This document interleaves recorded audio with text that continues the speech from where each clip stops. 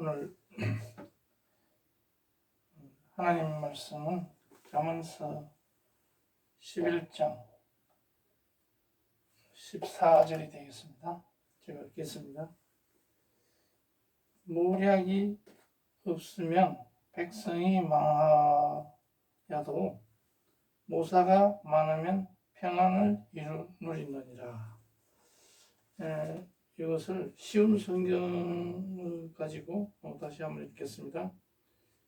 14절입니다. 11장 14절. 지혜로운 지도자가 없으면 나라가 망하여도 좋은 자들이 많으면 그 나라가 평화롭다. 이런 말씀이 되겠습니다. 지략이 있어야 된다. 지략이 없으면 백성이 망하고, 또 잠언 15장 22절을 또 읽겠습니다. 의논이 없으면 경영이 파하고 모사가 많으면 경영이 성립하느니라. 그러니까 매사에 어떤 그 중지를 모아서 의논이 있어야 된다. 그렇지 않고 독단적으로 국가를 경영하면 망한다. 이런 말씀이 되겠습니다. 쉬운 성경에서는 뭐라고 했냐면 22절. 음모를 꾸미는 자는 길을 잃고 방황할 것이지만은 선한 것을 생각하는 사람은 사랑과 진실함을 보장받는다.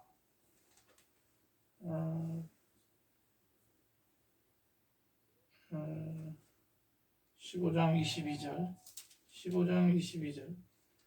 의논이 없으면 계획이 실패하고 좋은 자들이 많으면 성공한다. 이런 말씀이 되겠습니다. 이것은 어떠한 그 가정이나 어떤 그 기업을 경영하는 것도 마찬가지겠습니다만은, 우리나라가 조선 19세기 말에 조선이 망하게 된 것은 크게 봐서 이 대원군이라는 사람과 그 아들 고종이 그 정치를 잘못했기 때문에 결국 망하게 됐다. 그 대원군은 10년간 와신상당하면서 집권을 하고 10년간 정치를 좀 잘했습니다.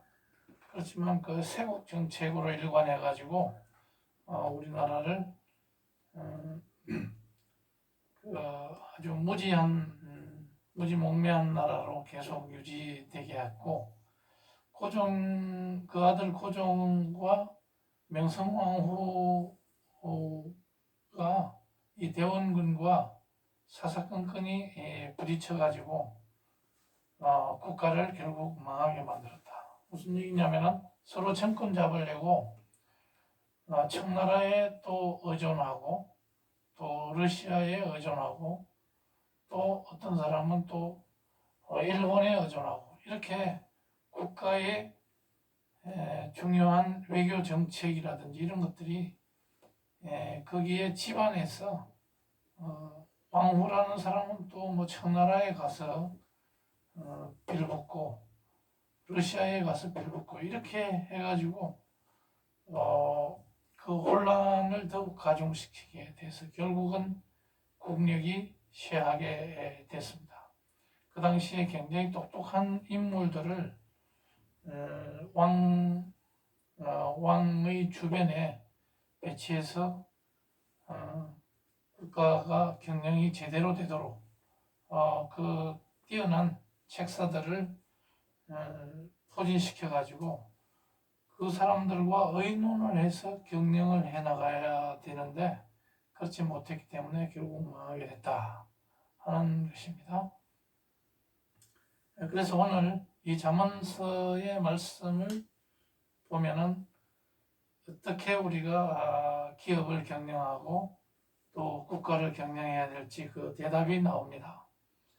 한 기업도 자기가 사장이라고 해서 또 대표, 총수라고 해서 자기 멋대로 투자를 늘리고 자기 마음대로 이것을 해버리면 경영이 제대로 안 되고 배가 산으로 올라가는 이런 일이 벌어질 수 있습니다.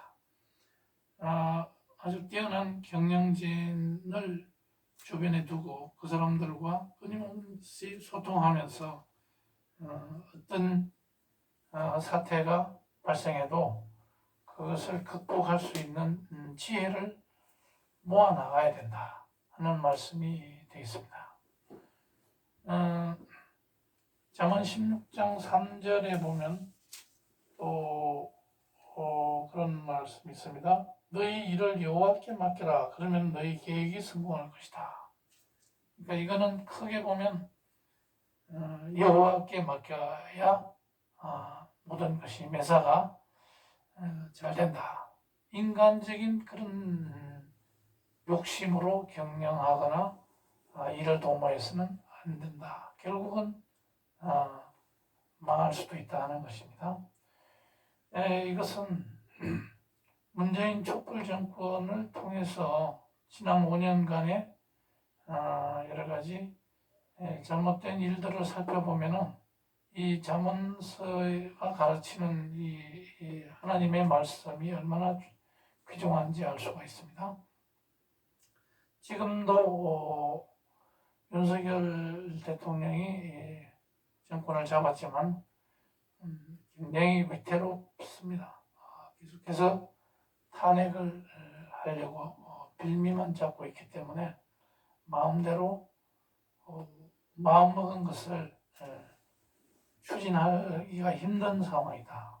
국회가 야당으로 포진되어 있기 때문에 170명이나 국회 야당이 장악하고 있기 때문에 언제든지 마음만 먹으면 대통령까지도 일부 외부 사람 영입해가지고 탄핵시킬 수 있는 이런 상황입니다. 그래서 1년 반 남아있는 총선, 국회의원 총선을 대비해가지고 이것을 잘 추스려 나가지 않으면 대한민국이 위태로운 상태에 빠지게 된다 하는 말씀을 드리면서 어떻게 이 지략 없이 의논 없이 경영한 지난 5년간의 이러한 경영이 무엇을 우선 교회가 1만 교회가 문을 닫았습니다. 코로나에 대응을 잘못했기 때문에 코로나가 설령 왔더라도 교회에 사람들이 모이도록 모이는 것을 금지해서는 안 된다는 겁니다. 교회에 나오는 사람들은 코로나와 무관하고 대체로 코로나에 대응을 잘하는 사람들이기 때문에 그것을 못하게 했기 때문에 그것은 곧바로 하나님께 예배드리는 것을 소홀히 하는 이러한 정책이 있기 때문에 하나님을 진노하게 하는 그런 정책입니다. 그래서 이런 것도 잘못했고 자영업자를 폭망하게 했습니다. 너무나 규모 없이 자영업자들이 사업을 못하게 그렇게 무지막지하게 모이는 것을 막았기 때문에 자영업자들이 피해가 많았다. 그리고 부동산 집값을 나중에 상승케 해가지고 그때 영끌족들이 젊은 사람들까지 집을 사게 해가지고 김광규까지도 집을 사게 해가지고 지금 14억에 샀던 집이 7억으로 떨어져 버리고 모처럼 내 집 마련을 한 사람들에게 지금 엄청난 고통을 안겨주고 있는 이런 상황입니다. 이것이 다 지략과 의논을 제대로 하지 않은 그런 정책들이기 때문에 그렇게 됐다. 또 문재인 케어로 이렇게 그 어떤 보건 정책, 그래서 MRI나 이런 그 병원에 가서 무조건 시술을 하면은 그것이 그 의료보험을 통해서 할 수 있게 이렇게 해가지고 4대 보험 재원이 완전히 바닥이 나서 나라 빚이 눈덩이처럼 늘어났다. 이런 것을 지금 코로나 어느 정도 지금 잠잠한 이 점에도 지금 굉장한 후유증을 가지고 오고 있습니다. 최저임금을 급상승시켜가지고 자영업자가 몰락된 그런 문제도 있고, 공장이 수많은 공장이 문을 닫아서 일자리를 잃게 하는, 서민들 일자리를 잃게 하는 이런 일이 벌어졌다. 이것은 엄청난 그 서민들의 생계가 위태로워졌다, 이런 얘기도 되겠고, 그 다음에 이제 우리나라에서 지금 우리나라의 자랑거리라고 할 수 있는 삼성전자가 대만의 TSMC라고 하는 그 전자회사에게 추월당했습니다. 그 사람들이 삼성전자의 60% 수준밖에 안 됐었는데, 그 문재인 정권 때 이재용 회장을 감옥에 가두고 그렇게 활동을 못하게 하고 해가지고 삼성이 우리나라의 그 보배로 알려진 이런 삼성그룹이 맥을 못 추고 그 대만의 그 업체에게 뒤지게 만드는 이런 것도 그 국가 경영을 하는 한 사람의 지략과 의논이 없는 그러한 경영 때문에 이런 일이 초래됐다 하는 것입니다. 그리고 중국의 기술이 우리가 지난 5년 동안 한국을 완전히 추월해버렸다. 특히 AI 기술이 우리를 추월해버렸습니다. 그리고 원전 기술을 사장시켜가지고 완전히 우리나라의 그 원전 기술을 수출할 수 있는 그런 길이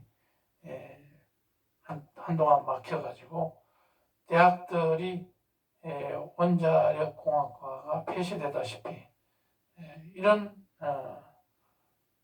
스스로 우리나라의 목을 조이는 이런 정책을 썼던 겁니다. 그래서 지금 대학들이 경쟁력이 저하돼가지고 세계 랭킹에서 많이 밀려나게 됐다 하는 것이고, 4대강을 이명박 정부 때 했는데 그것을 잘 살릴 생각은 안 하고 어떻게든지 그것을 전문가들, 사이비 전문가들을 동원해가지고 그걸 파괴시킴으로 인해서 포를 파괴시킴으로 인해서 지금 1조 원 가까이 수리비가 들어가게 생겼습니다. 이래저래 이런 국가의 재정을 망치는 방향으로 갔다.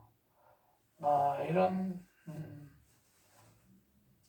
그리고 법 체계를 허물어 가지고 공수처라든지 쓸데없는 것들을 만들어 가지고 검수완박이라든지 이런 걸 해가지고 검찰이 나쁜 놈을 잡아들이지 못하게 만들어 가지고 이런 이재명이라든지 이런 사기꾼들이 등장해서 지금 이걸 시끄럽게 하는 이런 일이 벌어지고 있는 것입니다. 김관진이라는 사람이 있습니다. 이 사람은 한국의 지금의 우리나라의 이순신이라고 할 수 있는 이런 김관진 장군을 우리나라를 막아냈던, 북한으로부터 위협으로부터 막아냈던 이런 장군을 어떻게든지 법정에 세워서 아무것도 아닌 걸 가지고 이 사람을 죽이려고 했습니다. 이순신은 그 당시에 선조가 인두로 지졌지만은 이런 훌륭한 이순신 같은 이 장군을 우리나라를 막아냈던 이 장군을 법정에 씌워가지고 법정이라는 이름의 인도로 지지는 이런 일을 벌이는 것이 다 어디서 왔느냐? 한 사람의 어떤 지략이 엉터리를 가진 그런 지략 때문에 왔다. 또 병령을 의논하지 않고 했던 것 때문에 일어났다. 그런데 이런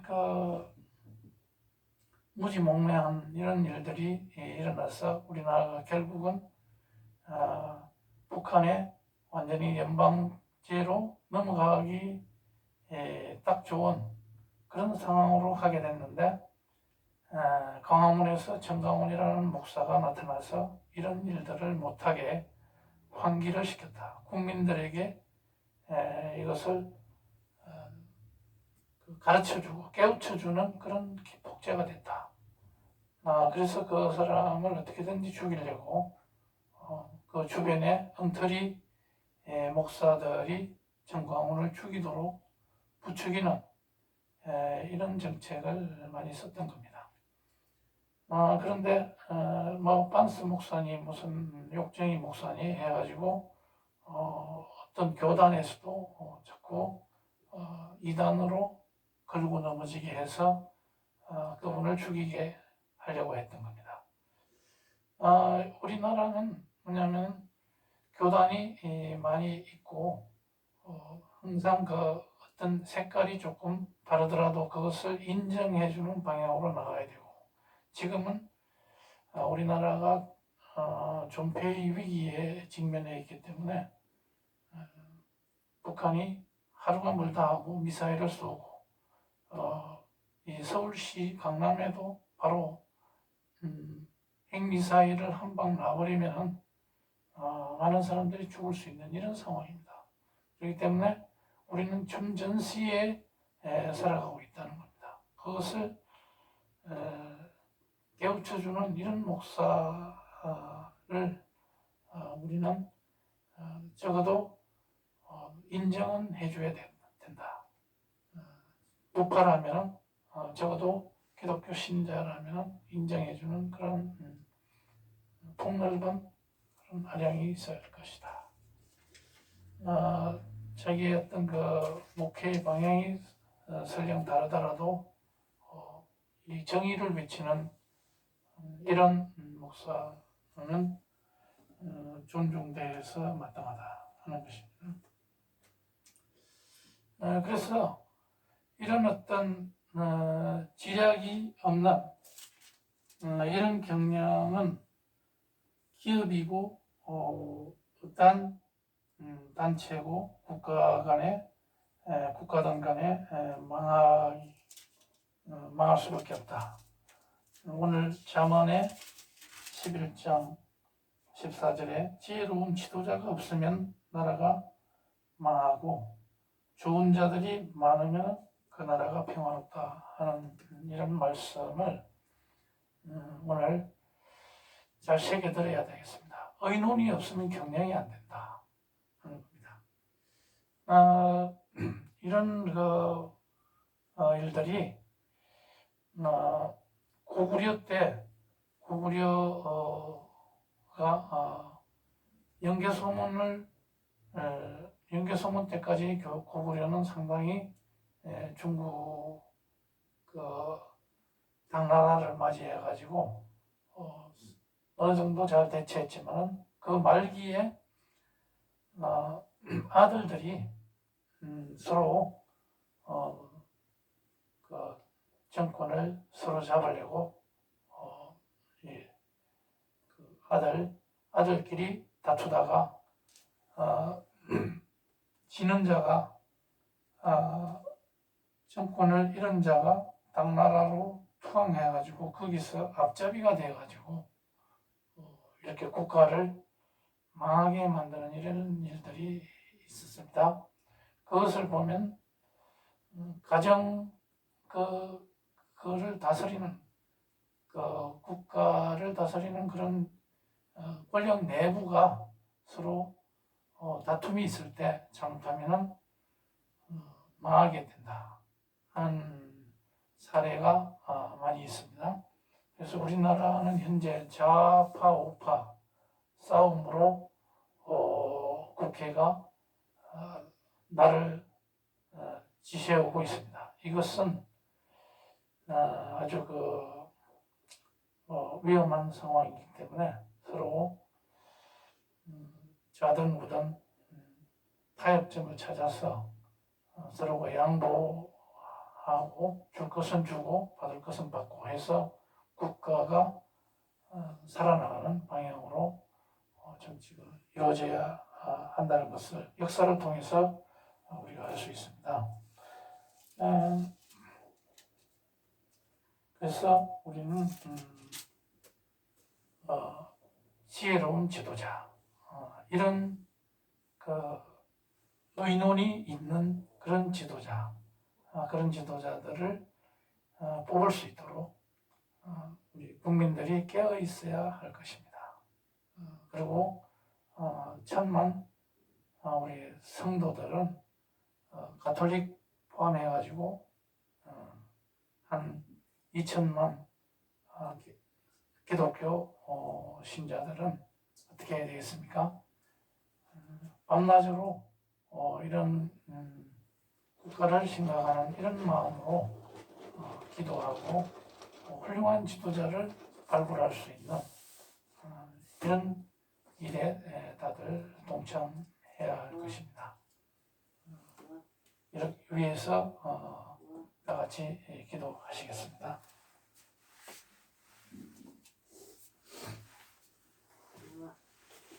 좋아.